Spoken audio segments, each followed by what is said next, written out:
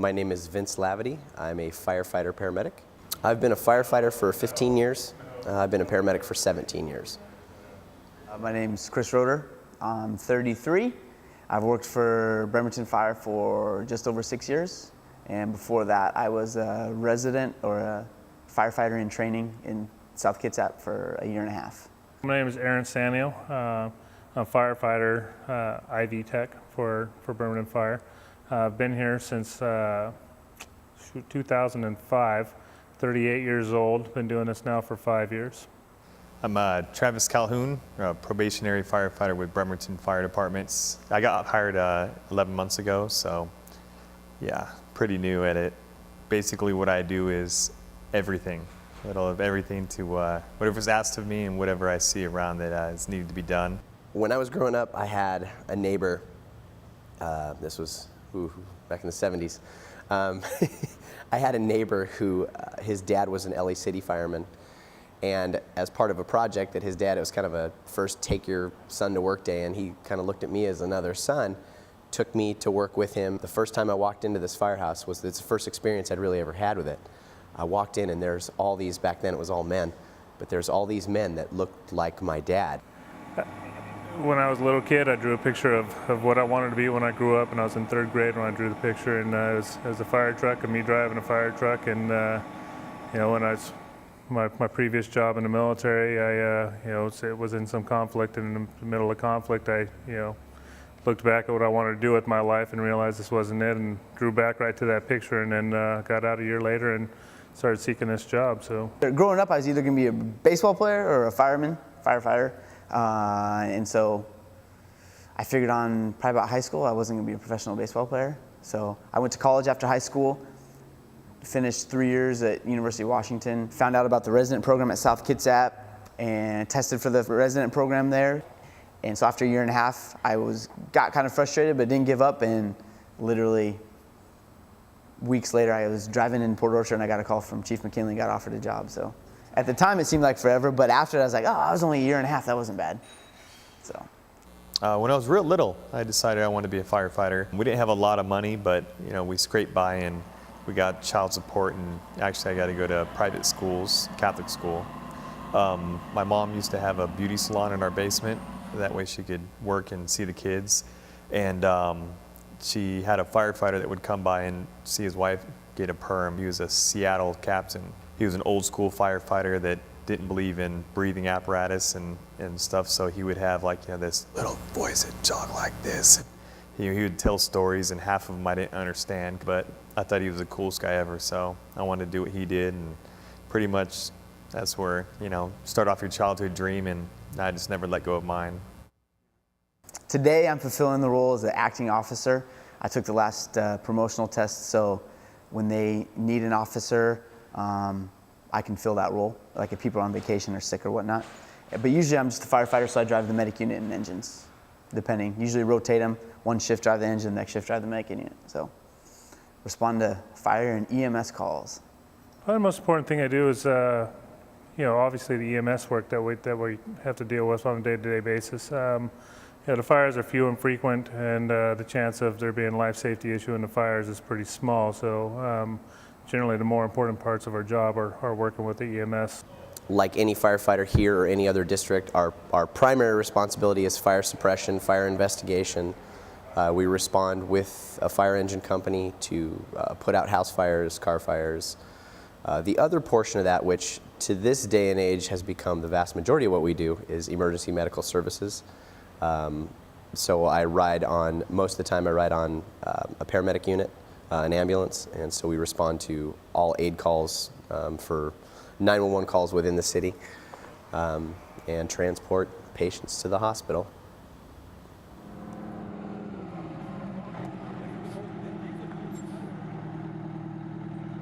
Well, we went out that day to do some training called an FDC reverse, where we're just training as if we're supplying a high-rise building with a water supply going from the actual building to the water supply itself being a hydrant.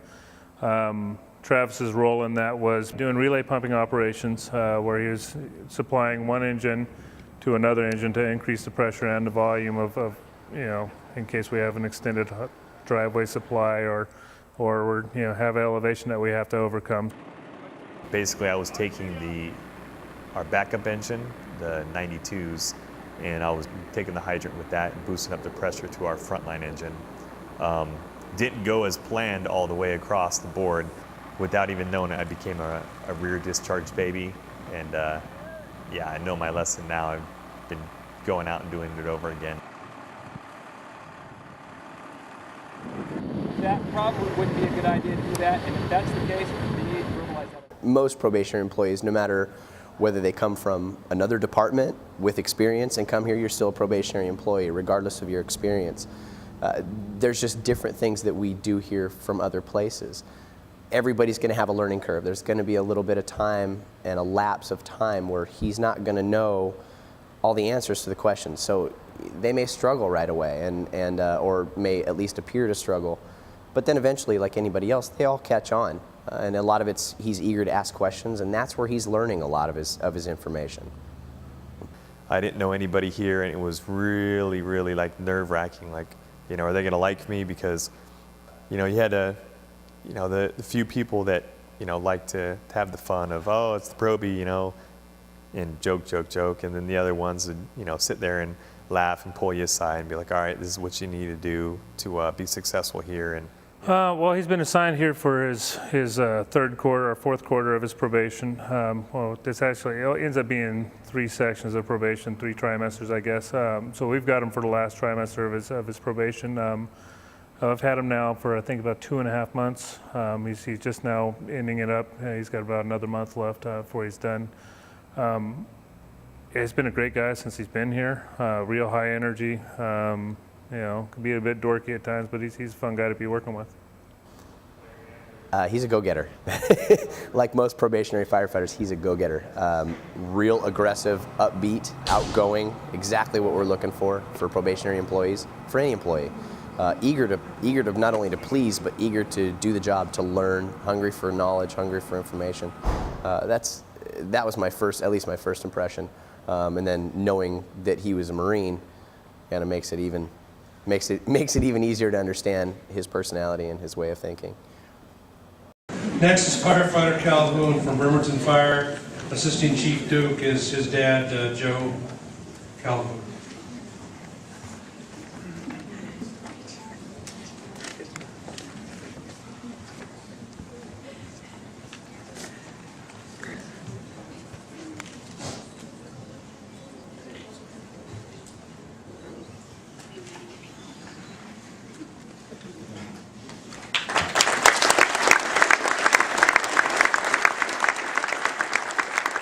Class, hunting, hope, Guardians!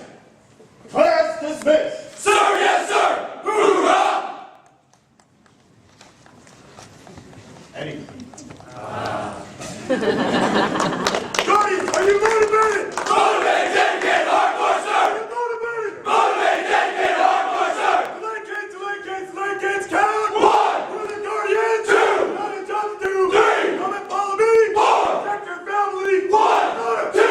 3, 4, 1, 2, 3, 4, Guardians of hardcore! Hoorah! Hoorah! Hoorah! Hoorah! 30 out!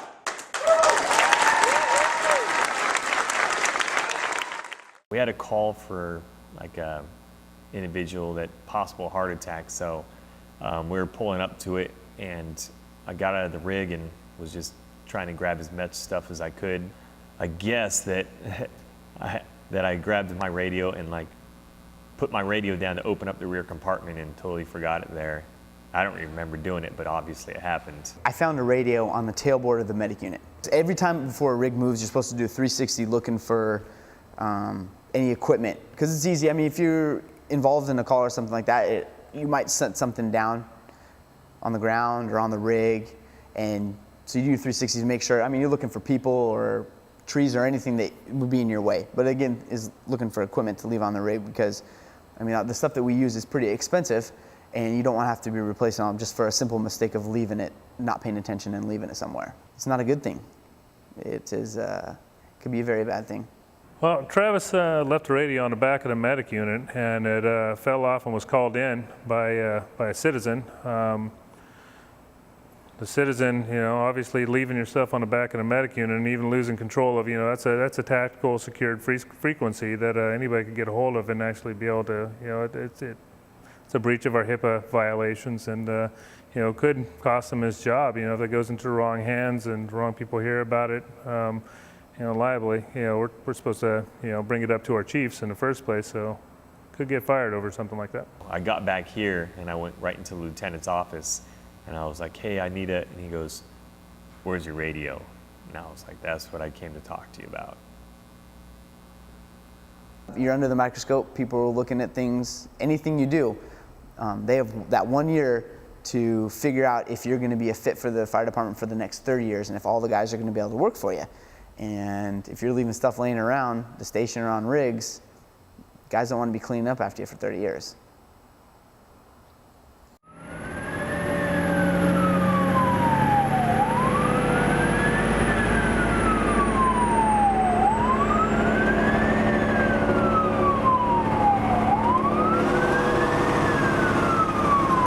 So new and all that anytime I hear like the extended tones for anything fire, it gets me pretty pumped up because I'm getting, I drive the engine. On that call, I came up and the police officer was standing there and he was holding the chain, like, he didn't know what to do, and he was pointing that it actually had a lock on the chain that was impeding our path up the road to where the fire was. Been trained every day to pull out these huge bolt cutters and make sure that they're there and that they work. So, I got a nice little smile on my face in that 0.2 seconds that I thought of it. Jumped out, grabbed my bolt cutters and got up there and snapped it real quick.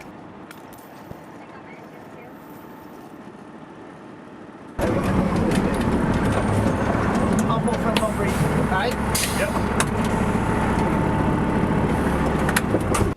So we get there, so we have on our engines, we have a front bumper, it's 100 feet. It's for quick little fires, like it works well on car fires and stuff. That's you just yank the hose out, charge it real fast. But so I pulled the 100 feet out, the bumper line, and I noticed off to my left when I was pulling it, there's a bunch of people, about 4. I told the police it was about 4 guys, 4 people that were there, which seemed kind of odd that they were just standing there watching us. Pulled the hose, had Travis charge the hose, and then look back and they were already gone. So it kind of led me to believe that they probably set it. Because it's a random area to have a brush fire without someone out there to throw something on it. So, but when we pulled the hose, extinguished it pretty quickly. I think the biggest issue with that was just it was on a hill, it was blackberry bushes, and having to dig everything out.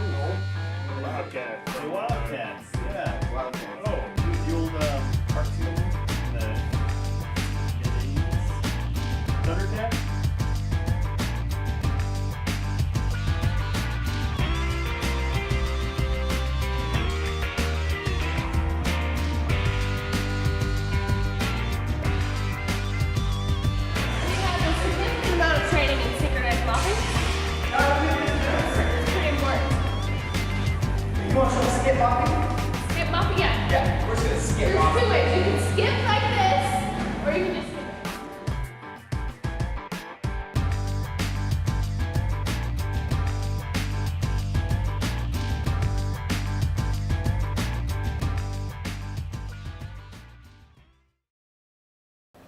in our area, we had, since we were right next to the LAX airport, we had a bunch of strip clubs up and down the airport row.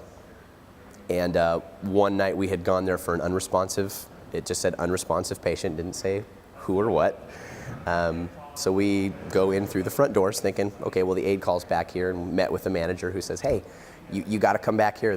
It's one of the dancers. And we kind of snickered to each other, well, we've got a full crew. It's our medic unit crew of 2, and then an engine crew from LA City Fire of 4 or 5, and then another crew of 3. So here you have, 9 or 10 men going into a strip club, in uniform, and all the patrons are looking at you thinking, really? Really? And I'm asking for things. Hey guys, I need a blood sugar. Hey, can you hook the heart monitor up? Hey, can you do this? I need another set of vital signs. And I have to ask 2 or 3 times until I realize, and I turn around, nobody's paying attention to me. Everybody's looking the other direction. We're in the dressing room. We're in the dressing room. And it took me a while to figure out, I'm in a stripper dressing room. How did I not know that they weren't going to pay attention to me? I'm not that important anyways, much less, being in a strip. How many people could say, I was in a stripper dressing room that wasn't a stripper?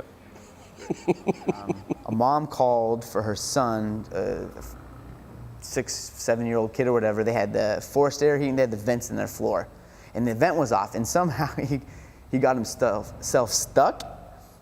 We walk into the room, and all you see him, he was from like his stomach up, and he was in there on the floor. And then so we climbed under the house just to see, and he was wedged in the vent, and his feet were dangling. He was completely fine. He was just, I think, obviously a little scared, but he was just like hanging out there, and his mom was like, I can't get him out. So it was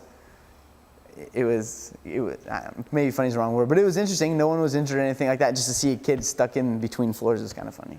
Well, he left a radio on the back of the medic unit, and it was picked up, and he doesn't realize that we're the ones that picked it up, and I'm fairly certain he thinks he lost it. So, as a matter of fact, we told him he lost it. So, it's one of the things we do. So. When I realized it was Travis's, we came up with a kind of an elaborate plan to mess with him, saying that it ran over in the driveway, but after they left, it must have fallen off the rig and was in their driveway, and the patient's relative backed over it in their car, and it popped their tire. Oh, it turned out that it was they were playing a little joke on me. So it's definitely a lesson learned, and I won't be getting that joke played on me again. The look on his face was like, fuck. And I'm trying to keep a straight face on it because I giggle all the time, and I had to turn around and act like I was doing something in the file cabinet and like, okay, continue on with the story and that kind of stuff. And then I had to leave the room. I told him, I was like, okay, fill out this paperwork. I'm gonna go tell Captain Hawkins he's coming up. Because I had to get out so I could go laugh a little bit. He was glad that he got a joke on me, definitely.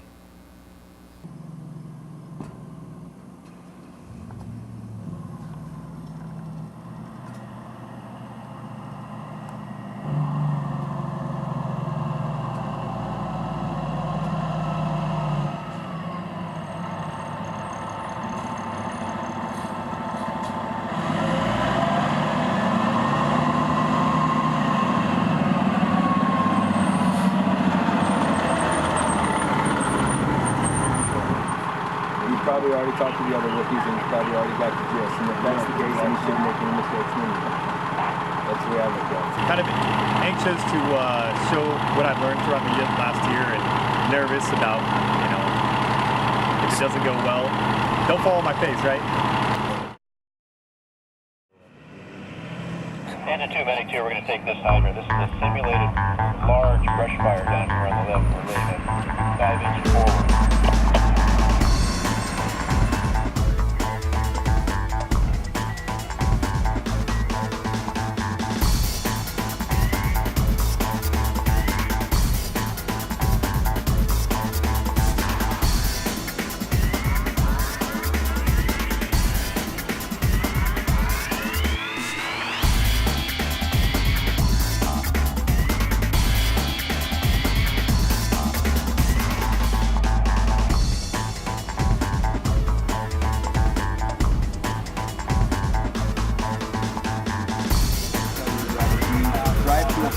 your bunker coat off, then your helmet off and stuff.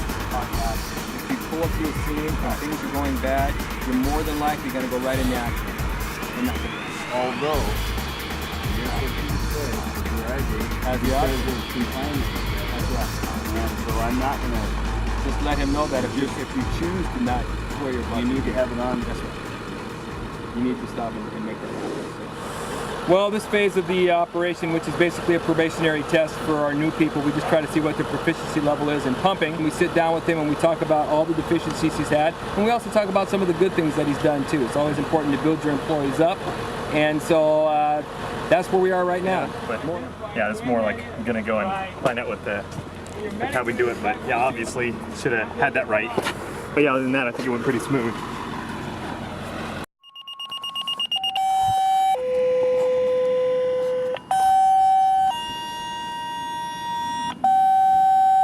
I might miss a little bit of your drill. I think I'm missing it too. We're all going. Fire. Big time.